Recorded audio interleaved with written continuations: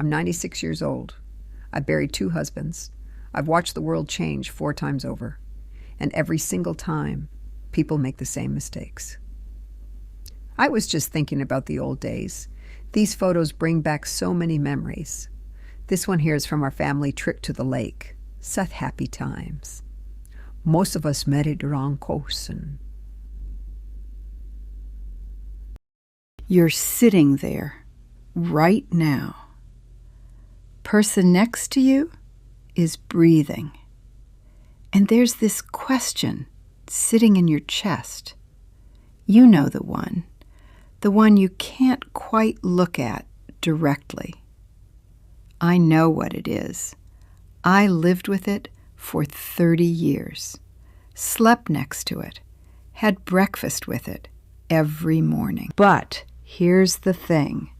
You may have married the wrong person, and you should stay anyway. My name is Eleanor, 96 years old. My first husband, William, good man, the kind everyone approves of.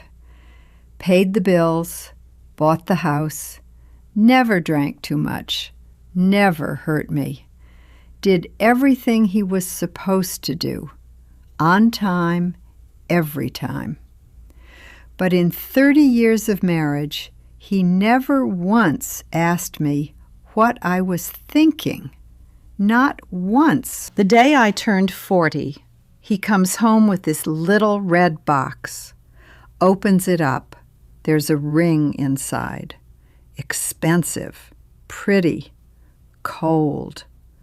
I held it, smiled, said thank you.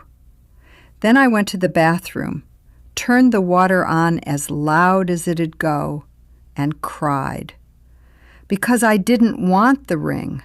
I just wanted him to sit down, look at me, really look at me, and say, "Hey, you're 40. How are you doing with that?" He never asked. 30 years, never once. I used to call it polite emptiness. 2 people, same address, perfectly civil, never actually there. I was 52 when I put the papers on the kitchen table, signed them, set them down, sat there and waited. William walked in, didn't read them, didn't say anything. He just pulled out a chair and sat down next to me. That was it, just sat there. And I don't know why, but I picked up those papers and tore them up. It took me 20 years to figure out why. That was the only time in his entire life he ever said something to me without using words. He died at 74. His heart. A week after the funeral, I'm going through his stuff, just opening drawers, closing them. Hands don't know what else to do.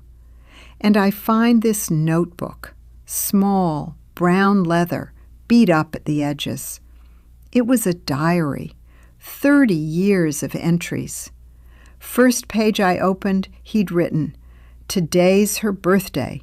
I got her the bracelet she kept looking at down the street. But I didn't know what to say when I gave it to her.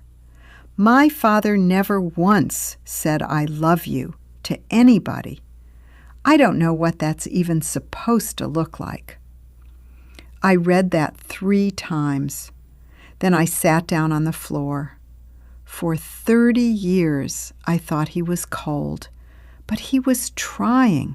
He was trying as hard as he knew how, with the only language anybody ever gave him.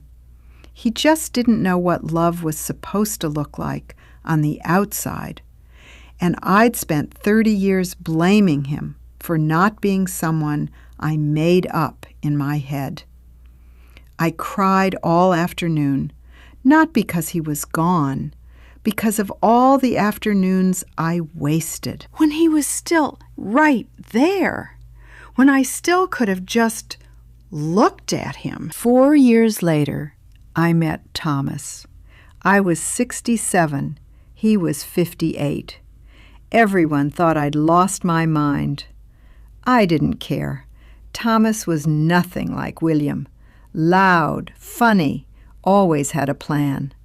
First dinner we had together, he's already mapping out the future. We'll do Florence next fall, then Prague, then we're taking dance lessons. And I laughed, real laugh, the kind you forget you can still do. Nobody talked to me about the future like it was real in a long, long time. We got married when I was 69, and Thomas, he kept planning. Next fall got busy. Year after that, his health was off. We'll go after retirement. We'll go when the kids are settled. Florence just kept getting pushed back and pushed back like the horizon. The closer you get, the further it moves. Last morning, before he went to the hospital, we're just sitting there having breakfast. Normal morning. He looks at me over his coffee and says, "Next month, Florence, for real this time." That was the last thing he ever said to me before he collapsed. Thomas never made it to Florence. I stood at his grave, and I thought about William. Two men, one who couldn't speak, one who never stopped talking about things that never happened. And I missed both of them, because I was always looking past them, looking for something else, something better, when what I needed was standing right in front of me the whole time, breathing, real. Standing there the second time at a graveside, wind blowing, no tears left, I finally got it. The problem was never that I married the wrong person.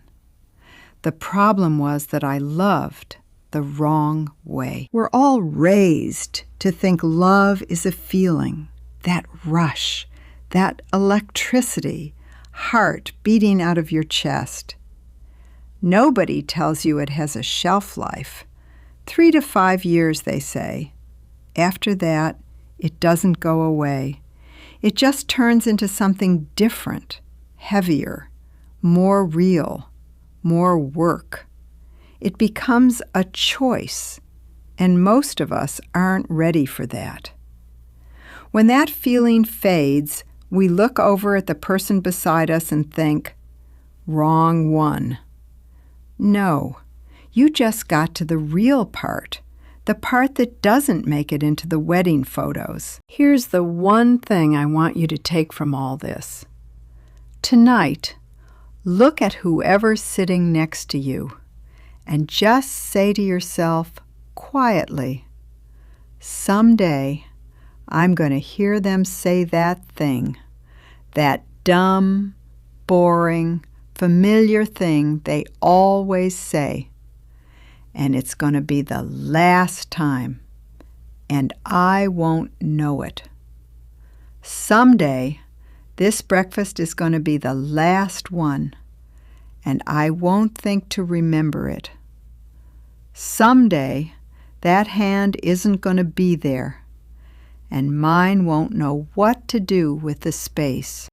When you actually live like that, not scared, just awake, whatever annoyed you this morning gets real small, real fast. That person who drives you crazy, who's too loud, or too quiet, or too much, or not enough, they're proof you're not doing this alone. And forgiveness, I had it wrong for years. It's not forgetting. It's not pretending nothing happened. It's just deciding not to drag it into today. Every morning you wake up next to someone, you've got a choice. Choose them again, or carry yesterday into it like dead weight. That's really the only question in a marriage.